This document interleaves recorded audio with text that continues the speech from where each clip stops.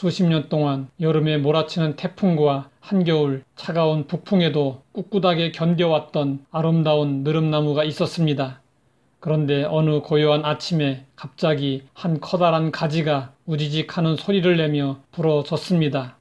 참으로 설명하기 어려운 일이었습니다. 그때는 바람이 전혀 없이 고요했고 나뭇가지는 매우 튼튼했기 때문이었습니다. 느릅나무 가지가 부러지는 장면을 목격한 정원사는 고요함이 원인이었다고 주장했습니다. 정원사의 설명에 의하면 고요한 지난밤 내내 오목하게 생긴 잎사귀 위에 많은 이슬이 내렸습니다. 그 이슬들이 가지에 상당한 압박을 가했고 가지는 더 이상 견디지 못하고 부러져 버린 것이었습니다. 만약에 약간의 미풍이라도 불어 그 이슬 방울들을 잎에서 떨어뜨렸더라면 그 가지는 부러지지 않았을 것입니다. 우리에게도 고난의 바람이 잔잔해지고 풍요와 번영으로 고요함이 찾아왔습니다. 그 고요함은 역경에도 굴하지 않았던 우리의 영혼을 단번에 쑥대밭으로 만들어 버릴 수 있습니다. 광야의 이스라엘 자손들이 황량한 곳에서 곤고의 시험을 당했다면 가나안에 들어간 세대들은 젖과 꿀이 흐르는 땅에서 풍요의 시험을 당하게 되었습니다. 가나안의 이스라엘 자손들은 성공 때문에 삶의 풍요로움 때문에 하나님께 죄를 지을 수 있는 위험성을 안고 있었습니다. 그래서 모세는 가나안 입성을 앞둔 이스라엘 자손들을 향하여 하나님의 은혜를 잊지 말라고 신신당부했습니다. 그러나 모세의 예상대로 이스라엘 자손들은 가나안에 들어간 후 풍요 속에 결국 하나님을 잊어버리고 말았습니다. 한국교회는 초기부터 박해를 받으며 어려움 속에서 크게 성장했습니다. 우리는 힘들고 어려울 때 터득한 신앙생활의 노하우를 가지고 있습니다. 그러나 풍요로울 때의 신앙생활에 대한 노하우는 많이 부족합니다. 교회가 박해를 받을 때는 성도들의 신앙이 순결하고 거룩했습니다.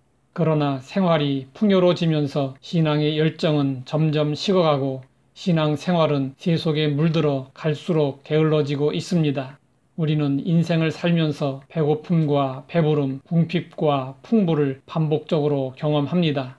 아굴이 기도했듯이 배가 고프면 도둑질하여 하나님의 이름을 욕되게 할 수 있고 배가 부르면 하나님을 모른다고 할 수 있습니다.